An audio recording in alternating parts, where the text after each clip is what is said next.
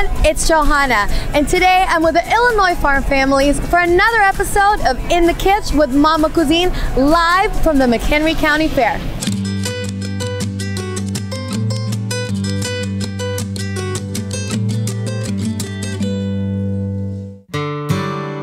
Come on up, Rosie. Yay, Rosie. Yes.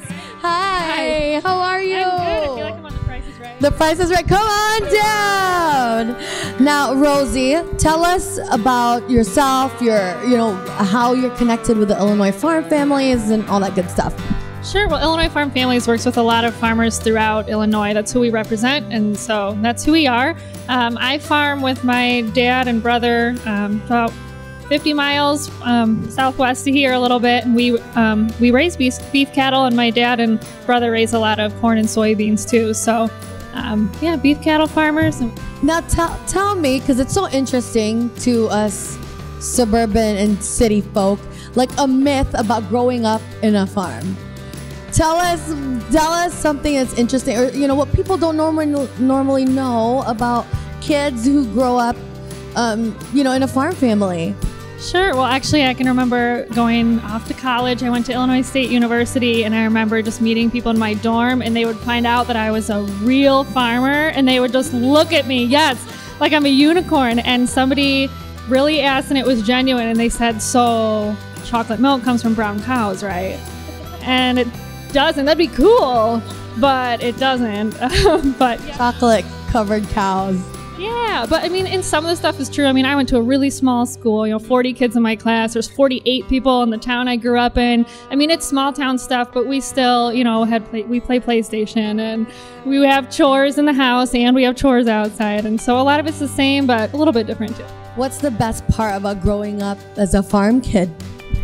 I think just the opportunity to be with family, and, it's kind of a place to start of what do I want to do when I grow up.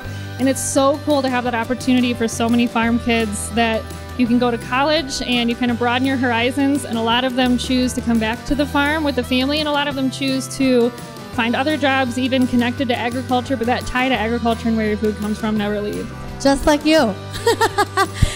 I love it. Now tell us, because we're going to talk about dairy. You're going to share about dairy, buying beef and all that stuff, pork.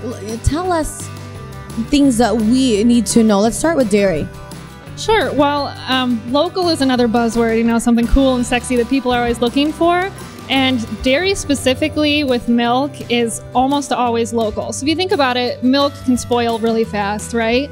So it doesn't take long for it to get from the farm to the store. So the stores want to source milk from as close as possible. It often takes less than 48 hours for milk to leave the farm and get to your grocery store. So even if you see milk labeled local, probably the jug right next to it that's $1 cheaper and isn't labeled local is just the same.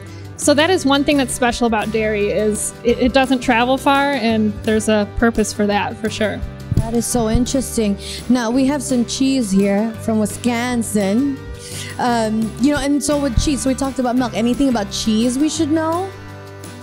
Cheese obviously gets further processed and then can travel a little further. We have this one today because this one says what you see a lot on some dairy products: made with cows not treated with RBST. That's a big one. Right. So that's the hormone used in dairy production, and I know Michelle touched on that. But what's funny about that label is you'll always either see an asterisk or fine print right underneath it, and it always says no significant difference has been shown between milk derived from RBST treated with hormones or not. So they're saying right on the label, if you read the fine print, this really isn't affecting the product or the safety of what you're about to eat. But it is, of course, there for consumers to know. Consumer choice is important. And every dairy farm is the same, too. That farmer gets to make a choice of whether or not using hormones is right for their farm.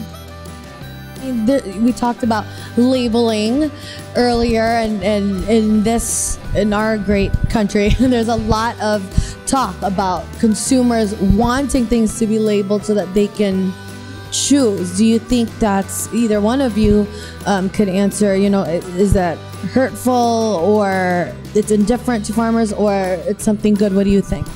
I would say I've never met a farmer that's against labeling anything. We're all proud of what we do and how we grow it.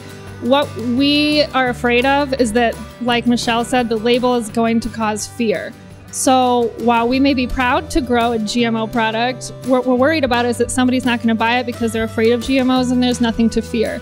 So we're just focused, especially through Illinois Farm Families, with education. So know what these labels mean and know that there's nothing to be afraid of, and you absolutely have the choice. If organic or local or hormone-free is a priority for your family, that's great. But just make sure that you know what labels you're looking at and you're not just choosing something out of fear.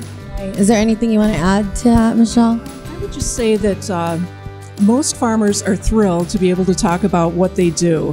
We're about 1% of the population now, those of us who grow food, fuel, and fiber, and we love to talk about it. And I hope that people will ask.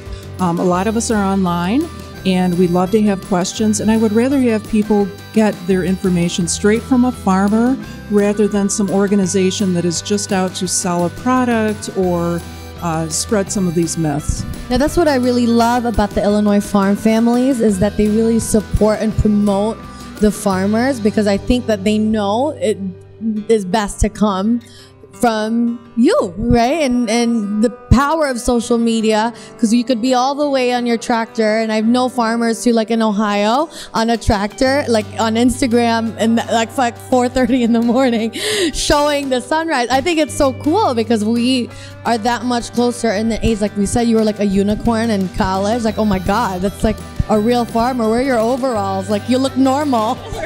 You look like a normal person.